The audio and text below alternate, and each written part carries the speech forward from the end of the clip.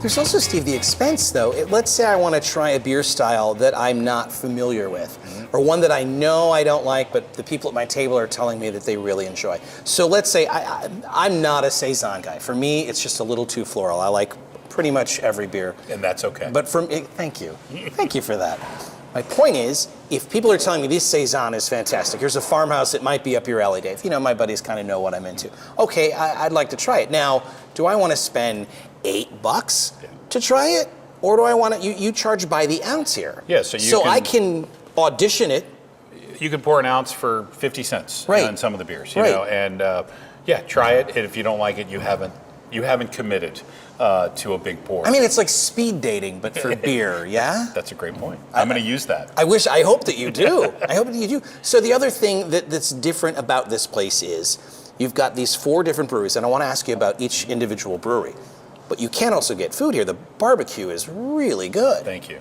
Yeah, that's when we decided to do this, we knew we were going to do food because we've been in the restaurant business as well. And we thought, what food goes best with beer? And I think it was unanimous.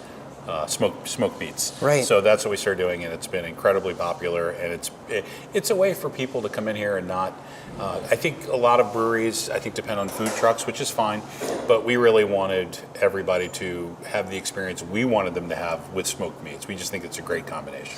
So if we're going to open up a brewery, we're going to open up Dave and Steve's brewery. Although let's call it Steve and Dave's. You should get top billing. You know more about the restaurant business than I do. So we're going to open up a Steve and Dave's. And then we're going to sit down and we're going to look at our pens and papers and Excel spreadsheets, and we're going to have to make the decision, okay, we're going to open up a brewery.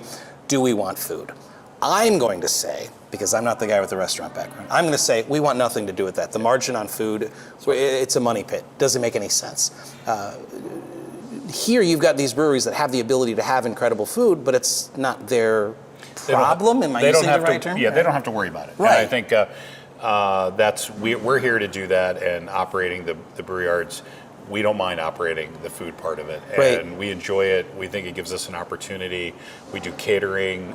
We do catering with beer, so we think it gives us an opportunity to get beer in more people's hands or mouths, as the case may be. Let me ask you about the 4 different breweries that you have, because these are now. It's not the same. These are different recipes, different breweries, different owners. How does that work? So the way it works is around the bend, Dan Shedler owns that trademark. He owns the intellectual property. He owns the recipes. It's his beer. So when we make the beer, it's under his guidelines, his specifications. And he's been around for many, many years. We were making contract brewing, basically his beer, for years, and we wanted him to join us. That worked well. Burnt City is the brewery we founded back in 2012. And so obviously our head brewers are Ben and John Saller. And they're the ones that make all of the beer. Burnt City because of barbecue or because of the fire that happened in Chicago? Actually, we started out. It's a good question. We started out. Well, Steve, they don't give these shows to just anybody. So we started out as Atlas Brewing Company. Atlas. Yeah, that's what it was called when I was here in the summer. Am I wrong? No, you're right. In 2012, we started as Atlas. Okay, so I never had Atlas. You never had Atlas. It was always Burnt City. It was Burnt City since 2016. Okay. But in 2012, we opened up as Atlas Brewing, and we. Unfortunately, unbeknownst to us, there was another brewery that hadn't started yet in Washington, D.C. that was also called Atlas. But they had the rights. Right. We didn't know. So we had gotten to a trademark battle and we lost. So we came up with the name of Burnt City. Actually, Ben Saller, our head brewer, came up with the name Burnt City. Can I tell you this right now? Burnt City's a much better name. It's a much better name. Yeah, no, I'm glad you're not Atlas. The other breweries are... So Bulldog Beer Company. Right. Which is a couple there, Jerome and Sherry, they are the owners, and they are actually in Boston right now working with Sam Adams. They won an award at the Great American Beer Festival, Brewing the American Dream. Oh, wow. Yeah, so that's really exciting. So they're there right now. And then Casa Humilde, which is... that was not here when I was here this summer. Right. That is a brand new brewery that launched November 1st with us. We're so excited to have them. They're doing an amazing job. Casa Humilde. Yes. So which means... Humble House. The Humble House. Yes. Their styles are I mean, all these breweries have their own take on things. Right. Casa Humilde seems to be very different from everything else, though. Absolutely. Like I'm seeing things on that board that I haven't seen anywhere else. And that's the idea. And they're really doing things that are near and dear to their heart, and they're making a lot of really approachable, sessionable beers that people have really responded to. Is the idea that this is an incubator, that these breweries could then become something that it's time for the baby bird to leave the nest and do their own thing? It could be, and we would encourage that. Do you have people auditioning that want to, like, is there a waiting list to get on? Not right now. Not right now, but we did have several breweries interested when we started. So we chose Casa because we thought they were the best fit.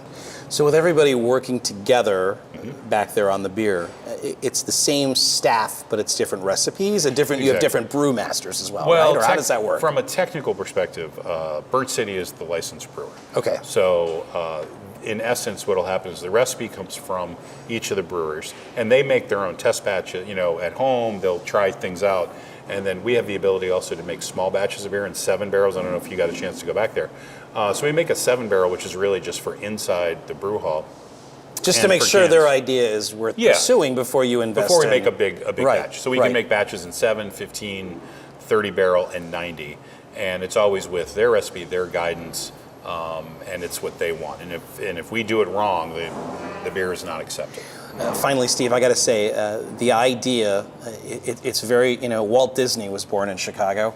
The idea of you have to exit through the gift shop, that's just capitalism at its finest. That's just fantastic. Well, I had to get to shout chef's out kiss. to Amy. That was Amy's idea. Amy, yeah. Well, the gift shop's phenomenal because you have all the merch from all the different breweries, but you also have packaged beer from all the breweries. Which is absolutely, and that's the best part. If you find something you like, right? Not the Saison, but perhaps the IPA. Not for me, again. Chances are really good that we'll have it freshly made in cans for you to take home. And beer's always best when you get it from the brewery, so you have 4 breweries to choose from, and you fall in love with it here, you can take it home. A lot of fresh beer. It's such a great concept, and my fear is 10 years from now, when these things are all over the world, that people are going to forget about you, Steve. But I'm not going to let that happen. Thanks, Dave. Because what you're doing here is, I'll say it, you're doing the Lord's work. It's a great place. When you're in Chicago, you have to visit. It's the District Brew Yards in Chicago. Thanks for having us. Thanks. Cheers. Cheers. High praise.